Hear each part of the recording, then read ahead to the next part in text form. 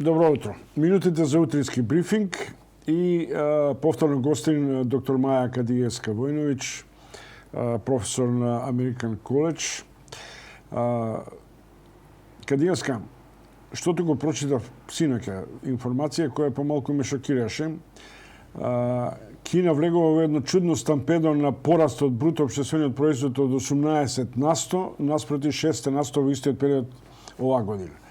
Тоа што е дополнителна информација дека тоа базира на огромни нови инфраструктурни објекти, отворен фронт и се разбира широката потрошувачка можеби за домашниот пазар, но и експанзијата на извозот.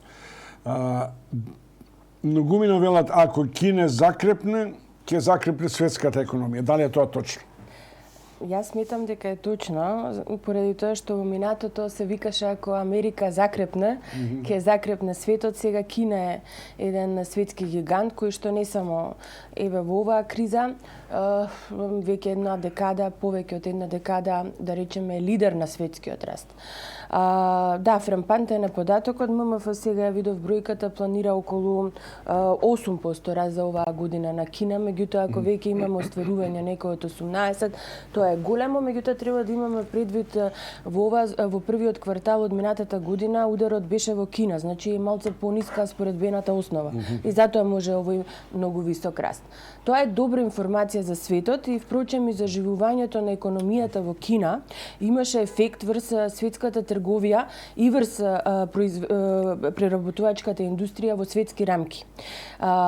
Значи има анализа, скоро беа пролетните состаноци на Меѓународниот монетарен фонд и Светската банка, во која што токму тоа се потврдува дека оваа криза, значи со пандемијава, светската трговија се врати за многу краток период. И го споредуваат со 2009 кризата, кога требаше 2 години за да се врати светската трговија на предкризното ниво, а исто така и со други рецесии. Значи, она што докажа Кина е токму дека може да го движи растот на глобалната трговија, а со тоа и на преработувачкиот сектор. Сега некој ќе каже Кина е далеко, дали се вратиме на Македонија. Меѓутоа факт е овој податок дека светската трговија зависи од меѓународната размена на големите економии. Меѓутоа, што е многу битно? Битно е во овој момент на одреден начин паралелата дека во Македонија расте извозот, 10% поголем од овој период лани, но фактот дека тоа се уште базира на ТИРС размената во која преку 17% е извозот и увозот се базира во слободните царински зони. Дали мислите дека извозот е благодарение на ТИРС во услови кога нам ни стагнира индустријското производство и е индикативно од каде ние ќе излечеме реален пораст на бруто општествениот производ ако не е ТИРС? Да, значи веќе ТИРЗовите, капацитетите во ТИРЗовите се 50% од извозот во Македонија. Значи, видете, и во последниот квартал од минатата година, значи имавме раст на извозот. И во реални показатели, значи беше околу 0,8 или 9 чинам, а увозот, значи исто во реални показатели во обем, значи на по постојани цени, беше намален и затоа ние испорачавме некој многу низок пат на бруто домашниот производ од 0,3. Зборам за последниот квартал. Значи веќе во последниот квартал имавме заживување на трговијата и впрочем ова што кажам, Кина, значи преку Германија, а ние таму извезуваме. Значи во првите 2 месеци, јануари и февруар, како што кажавте, извозот е точно за 9,8% повисок во однос на лани. Меѓутоа, ако гледаме по месеци, јануари е околу 15%, а веќе февруари малце забавува е 4,8%. И уште нешто, повторно таа базна основа секојаш треба да ја гледаме. И лани, пред ударот на кризата, заради Кина, која што нели пред светот беше во однос на пандемијата. Таму се појави пандемијата веќе декември, значи 19 година, затоа се вика и COVID-19. Да. Значи Повторно сакам да кажам е ниската споредбена основа. Без разлика на се, ева, трзовите растат, значи трзовите се највеќе поврзани со автомобилска индустрија, токму побарувачката за коли во светски рамки исто така се анализира еден фактор кој што да речеме ја зголемува трговијата. Меѓутоа, треба да бидеме внимателни во гледање на податоците и треба објективно да ја гледаме кризава. Значи, јас од почетоков на кризава сметам дека во вакви услови не треба оптимизам. Значи, треба реализам за мене. И сега, ако ги видиме бројките за индустријско производство во јануари и во февруари, покажуваат висок пат околу 13% на индустријското производство во однос на минатата година. Значи, меѓутоа, она што за мене е уште позначено е да го слушаме бизнисот. Значи, Државниот завод за статистика изработува анкети за деловни тенденции кои што ги одговараат раководителите на предпријатијата. И тие се лидинг индикатори, односно на македонски водечки индикатори. Таму индикаторот на доверба, да речеме, малку е подобрен од она што падна во март-април, значи при ударот на кризата. Значи многу споро се враќа довербата во, да речеме, преработувачката индустрија во однос на производството.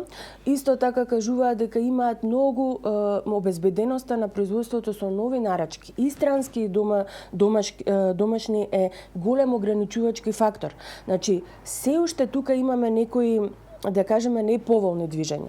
И покрај тоа што пак контрадикторно е, што искористеноста на капацитетите во индустријата е 71,5%, колку што беше на предкризното ниво. Значи, кај тоа производство залих или е каде, не е пласирано? Видете, значи тоа е циклус, нели? Произведуваат, извезуваат, произведуваат, меѓутоа она што плаши е она што го кажуваат. Немаме доволно странски нарачки, немаме доволно домашни. Обезбеденоста на производството со нови нарачки е ниска. Така да, тоа е еден индикатор. Второ, значи, да, во градежништвото јануари договорените работи беа некако многу пониски од лани. Договорените градежни работи, сега имаме податок со февруар, скоро испадна, се зголемени. Трговијата бележи многу мал раст во однос на јануари и февруари минатата година. Во услова на стимулација на домашната потрошувачка, при што многу е индикативно зашто нема таква размена. Кадијаска уште само на овој домашен план уште еден индикатор сакам да го искоментирате. Пак е паралелно врзан, да речем, индиректно со Кина. Кина не дава буџетски инфузии за своите фирми. За разлика од тоа, ние моравме да бидеме принудени, следејќи го европски терк. Ние се уште се занимаваме во владата. 4-ти пакет, 5-ти пакет, стимулација или гасење на пожар за фирмите кои се во инфраструктурните области на Македонија. Дали мислите дека ние всушност се уште немаме концепт на реално заздравување и на разговор во кој правец, што треба да стимулираме за генерален пораст на индустријско производство, на извоз и така натаму?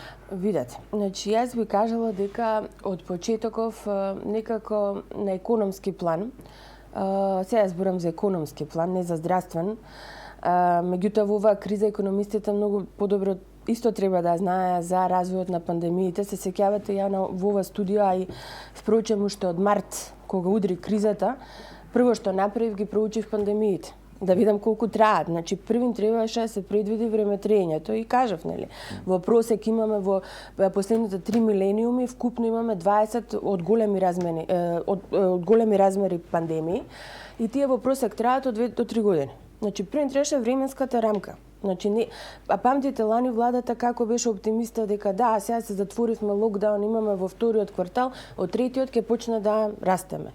Не, значи ова се бранови, зараза и слично. Така да не збориме и за спорото темпо на вакцинација која го одлага на нормализирање на економските текови. Сега видите, значи, според мене имаме 3 фази на кризава. Првата фаза беше emergency фаза или фаза за итни случаи. Втората фаза е фаза на опоравување и третата фаза треба да биде фаза на обновување и повторно градење на отпорност на економијата. Првата фаза ја поминавме, да кажеме, онаја итната фаза. Дали ја поминавме, треба да видиме. Значи, со најновиве податоци од БДП, кога ќе излезе за овој квартал, меѓутоа, во првата фаза на итни случаи требаше да го изгасиме пожарот, нели?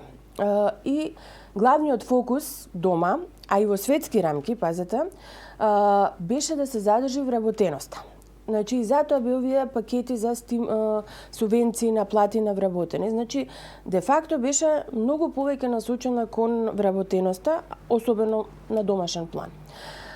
Повторно имаме зголемување на бројот на невработени, меѓутоа, можеби ќе имаше и повеќе зголемување доколку не беа овие субвенции од страна за плати. Значи, според анкетата за работна сила, бројот на вработени кој што е намален од кризата па до заклучно со последниот квартал е околу 22.000 лица.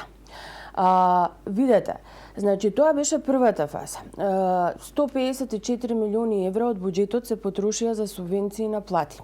Директна подршка од буџетот за фирмите во форма на грантови, финансиска помош имаше за модернизација, освојување на нови пазари, IT вештини, обуки.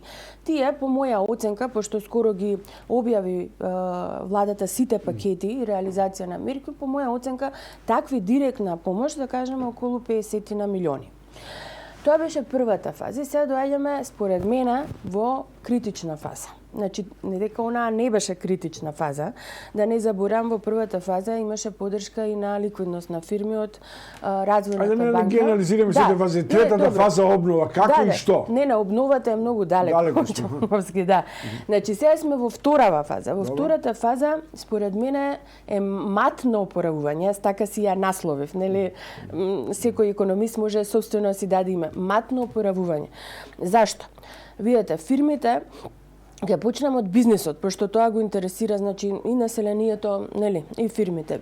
Фирмите веќе ги имаат исцрпено своите бафери, да постоја оној простор во ликвидност и во капитал пред кризата веќе е истоштен, така? Трае година дена. Има намалена побарувачка, намален пласман, намалени приходи. Значи, фирмите имаат намален простор. Видете, микро и малите предпријатија има и неполни финансиски резултати во работењето и пред кризата. И сега замислете како ги погоди кризата, значи, овој сегмент, кој што е најголем, 98%. Само има една работа која сакам да се навратиме. Има еден парадокс.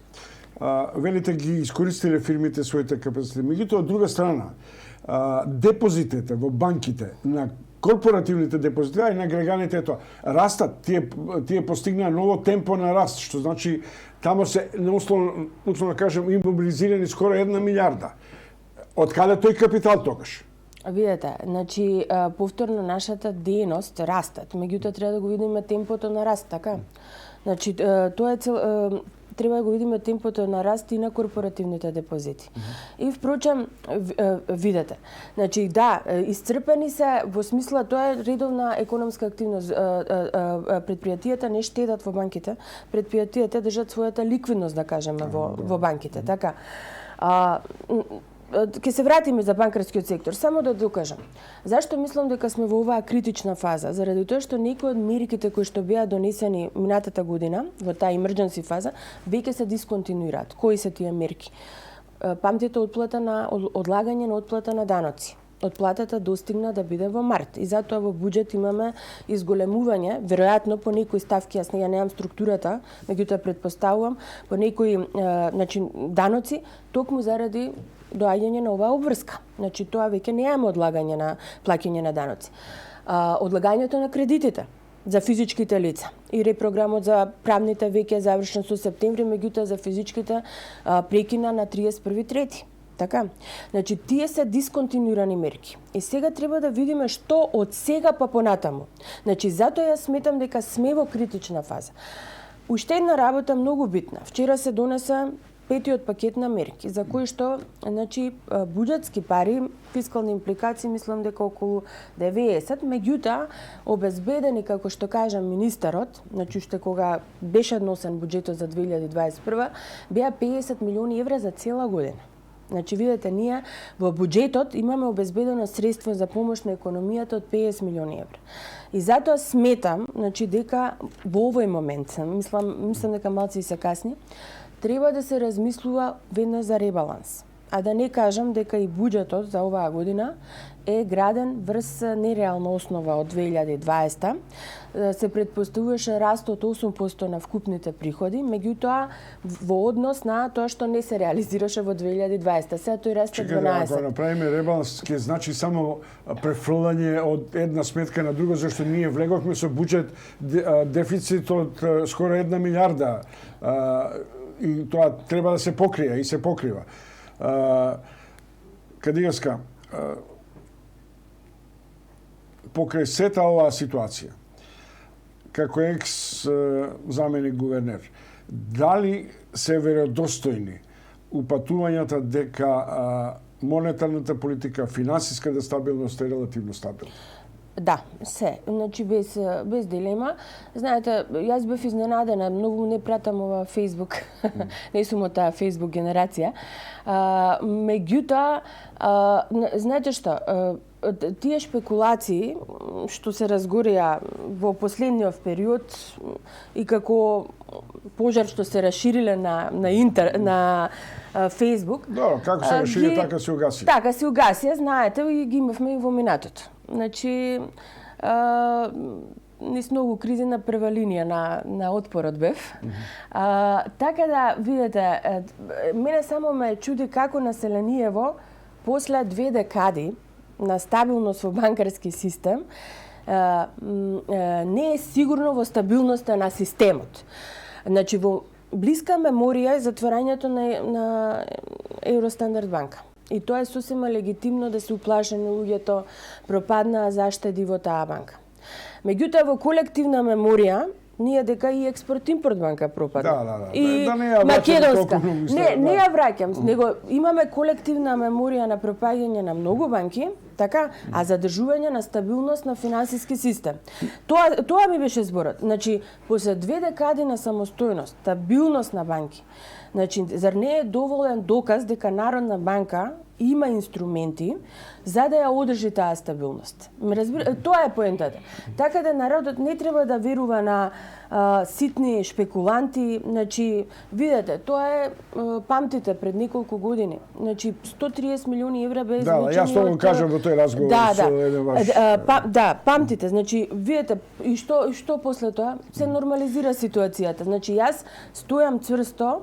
Меѓутоа, сметам дека можеби мојата бивша колешка за мене, значи, требаше да излезе во јавност. Да, сметам дека гувернерот е повикан во вакви, да кажеме, ситуации, да, пошто гувернерот е на народот, треба да објасни ситуација во банкарски сектор. Меѓутоа, повторно еве, ќе кажам дека сметам дека тука нема никаква дилема и не би требало понатаму народот да верува на вакви шпекулации.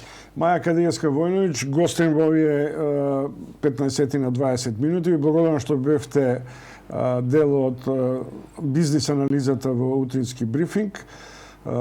Имаме ние уште мегдан за средби, така што јас на одреден начин се обидувам некаква групација на аналитичари и на бизнисмени да ги промовирам што почесто како авторитети кои треба да ги анализираат состојбите. Благодарам уште еднаш